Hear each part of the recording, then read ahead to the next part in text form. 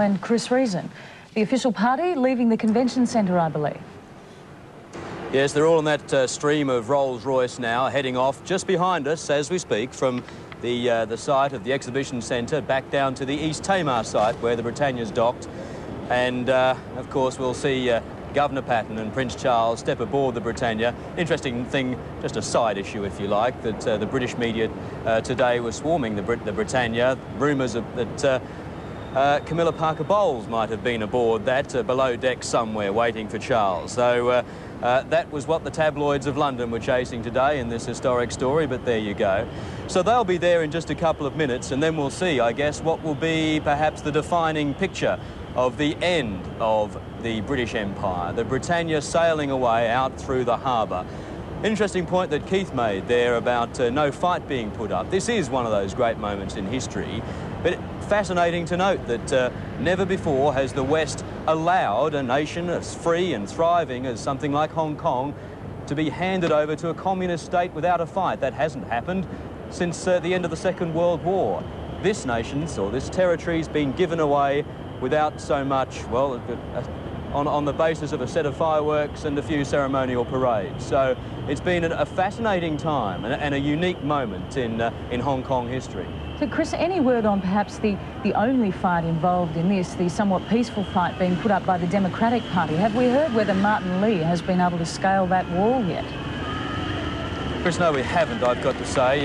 We're still waiting. We have correspondent down there with the camera crew, and as soon as anything does happen, we will endeavour to get that to you. But that was, as I said earlier, the key motive of Martin Lee, QC, the head of the Democratic Party here, the largest party in the previous Democratic Legislative Council in operation here. He wanted to get back onto the balcony to address the people assembled in front of LegCo, as they call it, and the Chinese wanted to prevent that. Now, whether that's gone ahead, we don't know, but I will let you know as soon as we get word. Now, we've just seen Governor Chris Patten arrive at the dock, I presume, and he's bidding people farewell.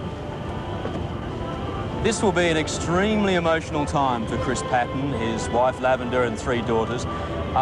We saw him today when he left Government House, and they handed him, after they'd taken down the Union Jack that one last time, they handed him the folded Union Jack, and it was pouring down with rain. His head bowed as the end of the national anthem, God Save the Queen, came up, and you could see the water and the drops running from his nose. Now, everybody that knows him said he would have been crying. He's cried at several ceremonies in the last couple of days. I think this will probably be the penultimate moment for him as he steps off Hong Kong territory and onto the gangplank of the Britannia, which is, if you like, the ultimate luxury getaway vehicle for the British party.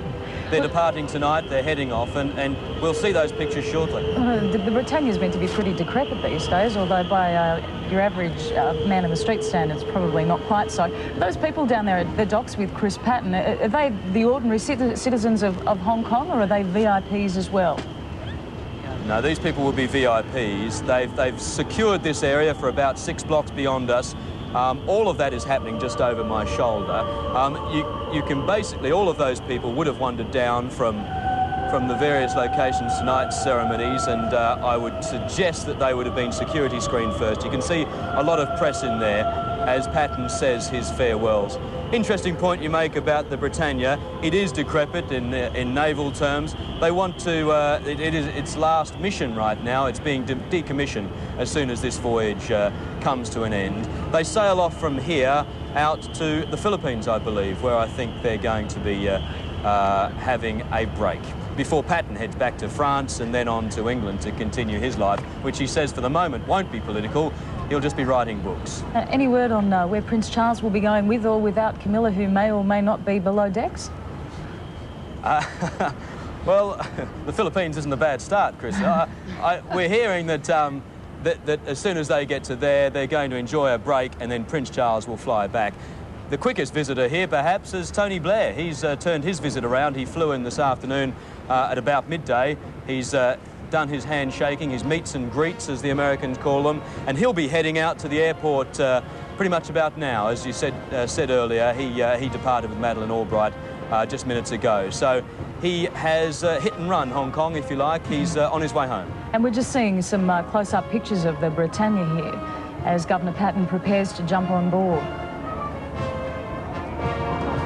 Yes, you can see, well, the Britannia, well, there's Charles in the crowd also saying his farewells.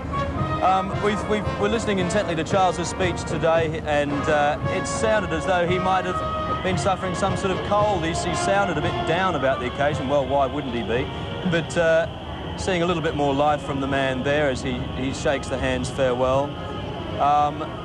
Yeah, just minutes to go now and he'll be on board the Britannia. And forward, Keith Suter says it might be a little difficult for Governor Chris Patten, but he certainly doesn't look too perturbed at the moment, and neither does Prince Charles. Well, I think it is an emotional time, has been for the Patten family leaving, but in a way there's every happiness too. He's left the colony, or he's left Hong Kong in great financial shape. The British have, well, I suppose they've run it very well here over all these years. Some may disagree, but nevertheless, there's a great deal of fondness for Chris Patten in the colony as well.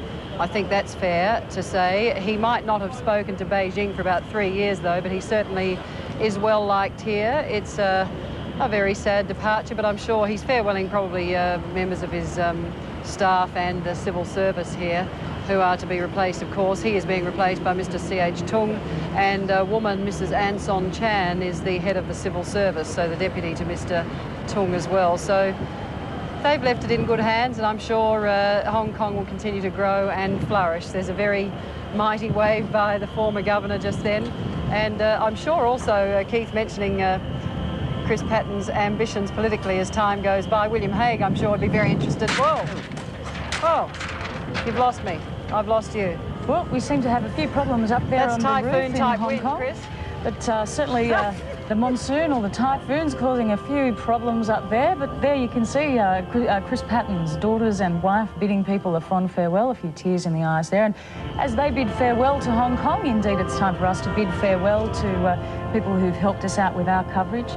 Chris Patten and Prince Charles just standing there, pausing, waiting for the families to continue bidding their farewells. I would imagine that the wife and daughters of Chris Patten have made many friends over the years. Certainly his youngest daughter has been living there with him in Hong Kong for some time. 5 years, I believe, Keith. I'm not quite sure exactly how long.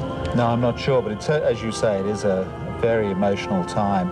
And of course, for the people who are staying behind, they've got to work out whether they're going to treat Hong Kong still as their home, or whether they're going to, particularly if they are, as you can see here, a lot of them are the expats, whether they're going to return home. William Hague. It's interesting. Perhaps that's right. Perhaps he's already getting ready to. He's probably saying, "Now I've got a job for you back home. Yes, don't spend too long on that yacht." Perhaps the Tory recruitment officer down there chasing Chris Patten. Well, that poor Mr. Hague needs every bit of help he can get at the moment, and this is obviously a very charismatic figure at the moment. Certainly. And, well, rumour has it that Chris Patten was a Tory appointee as a favour from John Major. Well, absolutely, because what happened is that John Major managed to win that election 5 years ago, largely because of the work of Chris Patten, the campaigning he was doing, pulled a rabbit out of the hat, but didn't look after his own constituency. That's how he ended up unemployed, and that's how he ended up in Hong Kong. An interesting transition, a very smooth transition, and no doubt an interesting future ahead. And while the champagne will flow for a while yet in a city that doesn't know the meaning of the word sleep, this has been one night almost no one slept through, probably. Titles and positions had no meaning when the tears came, if you could see them through the rain, that is. Tears for what was and what might be. When they finally go red-eyed into their new and red dawn, Hong Kong will be a special administrative region of China. Somehow there's little romance in that name for a city that has always been rich, free, chaotic, energetic, dignified, defiant, and of course, above all, enduring. It found a place for itself in the world and captivated anybody who's ever been there. We wish Hong Kong all the very best in the new world it'll bravely face this morning, and we thank you for sharing our coverage of this historic event. I'm Chris Barth. From all of us at 7 Nightly News, thanks for your company.